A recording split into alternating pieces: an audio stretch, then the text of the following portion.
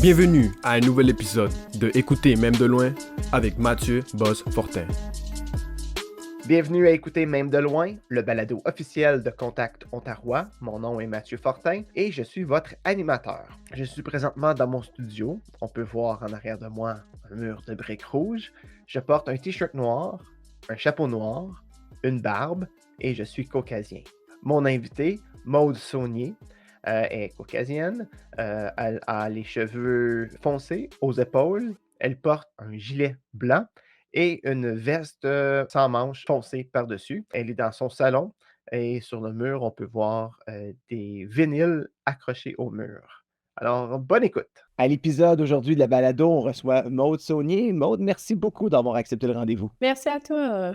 C'est un projet d'album qui s'en vient. Peux-tu me parler de ce qui s'en vient pour Maude Saunier? Oui, absolument. Ben, des choses bien excitantes qui s'en viennent pour moi. J'ai eu un été occupé, mais à travers tout ça, j'ai eu la chance d'enregistrer mon tout premier EP. Dans le fond, pour donner un petit peu de background sur les chansons qui se retrouvent sur les médias, on a la chance au Nouveau-Brunswick d'avoir un concours qui s'appelle Accro de la chanson, qui forme les jeunes auteurs, compositeurs dans les écoles secondaires. Bref, puis les chansons qui sont là, c'est celles que j'ai eu la chance de faire à travers ce concours-là, qui m'a super aidée. Mais là, je lance mon tout premier projet à moi toute seule. Je l'ai enregistré avec Miko Roy puis Catherine Noël à leur studio maison, si on peut l'appeler maison, à la Grosse Rose. J'ai eu la plus belle des expériences avec les plus beaux musiciens qu'il n'y a pas de par chez nous. Puis c'est ressorti super pop puis super coloré comme que je l'aime. Puis j'ai bien hâte que ça sorte. Parle-moi de ton univers, les choix de mots, la direction que tu as apportée à ton album. C'est une bonne question. Je pense que moi, dès mes débuts, j'ai commencé à écrire de la musique en français parce que j'aimais beaucoup écrire des histoires. Comme quand j'étais jeune, j'écrivais des gros textes, des gros longs textes. Puis je pensais que j'allais écrire des livres. Puis j'ai toujours aimé la musique, ça, depuis que je suis petite aussi. Puis c'est juste comme vers l'âge de 12 ans que j'ai vraiment mis les deux ensemble. Fait qu'à la base, je suis quelqu'un qui aime beaucoup mettre du temps, passer du temps sur les textes autant que la musique. Ça m'inspire vraiment. On est rendu là, y'a pas de demi-tour. Quand on laisse penser, danser dans le vent. J'essaie de mettre mon twist poétique à mes histoires de tous les jours, parce que comme n'importe quel artiste, je me base sur ce que je vis. On dit qu'il faut vivre pour créer, puis moi, c'est vraiment ça. Tu sais, là, je viens juste d'avoir 20 ans cette année. Puis as much que parfois c'est cheesy, des growing up songs, je pense que cet album-là représente vraiment ça pour moi.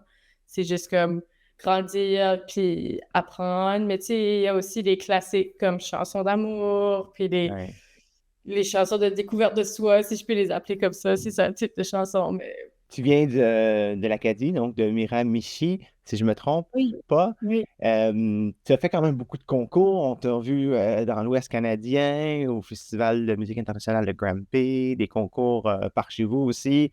Comment tu as utilisé les concours? Est-ce que c'est pour te découvrir ou tu avais des textes ou qu'est-ce que tu allais chercher comme expérience avec tous ces concours-là?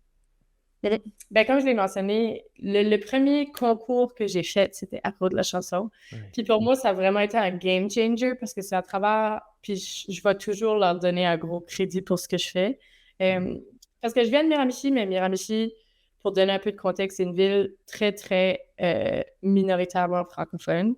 J'ai grandi dans une école de peut-être 360 kids, puis j'ai gradué dans la classe de 13. On était vraiment... pas beaucoup de monde qui parlait français puis qui aimait ça, je devais dire.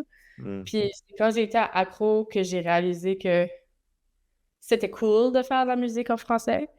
Puis même chose avec le gala de la chanson de Caraquette, ça m'a ouvert tellement de portes dans mon petit coco de comprendre que ça se fait écrire de la musique en français.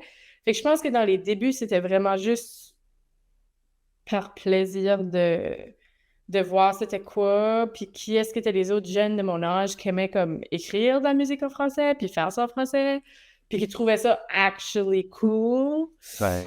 Et au fur et à mesure que j'ai vieilli, c'est vraiment devenu une façon de me découvrir dans ma musique, mais surtout d'interagir avec d'autres gens qui faisaient ça, parce que autant que c'est un métier très solitaire, là, si on peut dire ça comme ça, t'écris tes chansons, tout ça, je pense qu'il y a tellement de choses à apprendre. Donc, c'est pas juste dans la collaboration avec d'autres gens, mais aussi juste comme partager ces choses-là avec d'autres gens. Je pense que c'est vraiment ça que j'ai retenu des concours que j'ai faits jusqu'à là. Est-ce que tu peux me parler de ton expérience d'avoir parti peut-être de Nouveau-Brunswick, d'avoir traversé le Canada pour aller faire tes chansons en français? Oui, c'était la première fois cet été, je suis allée en Saskatchewan pour le festival Francescois. Dans le fond, c'était un prix que j'avais remporté l'an dernier à la finale du festival international de la chanson de Granby. Puis c'était vraiment une expérience de fou. Premièrement, j'ai pogné une pharyngite en arrivant là. J'étais juste là pour 4 jours, fait que j'étais malade le temps que j'étais là. Fait que disons que ça a ajouté à le fou que c'était comme expérience, mais vraiment, c'était... Comment je dirais ça? Moi, autant que j'ai toujours fait de la musique en français, je me suis jamais mis dans l'idée que ça allait être ma carrière jusqu'à quelques années d'ici. Pour moi, c'était... Tu sais, j'allais être comptable, j'allais faire quelque chose d'autre que ça, mais tu sais, la musique, c'était un passe-temps, puis c'était tout. Puis je pense que là, quand j'ai atterri en Saskatchewan, ça fait comme ah, OK, comme on est loin, là. On est loin de chez nous, puis il y a des gens qui sont là, puis qui viennent voir les chansons, puis je pense que ça m'a encouragée, mais c'était vraiment cool aussi de voir une autre partie de cette francophonie canadienne-là. Puis de savoir qu'on n'est pas tout seul dans nos minorités francophones, puis qu'il y a des gens autour du Canada qui veulent écouter des chansons qui viennent de chez eux, tu sais, là. C'était cool. C'était vraiment cool. Et c'est quoi l'atmosphère ou le spectacle que tu donnes? Qu'est-ce que tu présentes là, justement aux diffuseurs?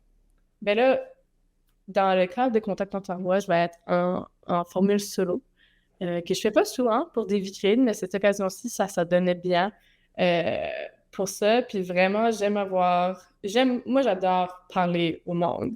C'est ma chose favorite ever. Fait qu'il n'y a pas rien qui change. Puis j'adore faire des jokes, puis comme j'aime niaiser avec le monde. Puis un petit peu, pas changer le mal de place, mais souvent mes textes vont être un petit peu plus, tu sais, comme penser, puis, tu sais, soit mélancolique ou however you want to call it. Ouais. Puis des fois, j'aime juste, tu sais, comme le switcher up un petit peu dans mes interactions avec mon public. Puis vraiment, c'est comme je dis, ce EP-là est sorti tellement coloré puis le fun comparé à ce que j'ai fait auparavant. Fait que de la poésie, comment j'expliquerais ça? De la poésie poppée. OK. C'est ce qu'on peut s'attendre. Puis c'est ça, je performe souvent dans différentes formules, je pense solo, en duo ou en quatre. Mais dans ma formule solo, je vais souvent être au piano, au synth, puis à la guitare acoustique. C'est vraiment... c'est mes instruments, puis j'aime jouer un peu de tout quand je fais ces spectacles-là. Fait que j'ai bien du fun avec ça aussi. C'est ça, justement, c'est le fun parce que tu as la capacité de jouer plusieurs instruments. Donc, tu es capable de nous faire voyager dans différentes chansons, dans différentes atmosphères, dans le même spectacle, avec une formule qui est quand même assez compacte.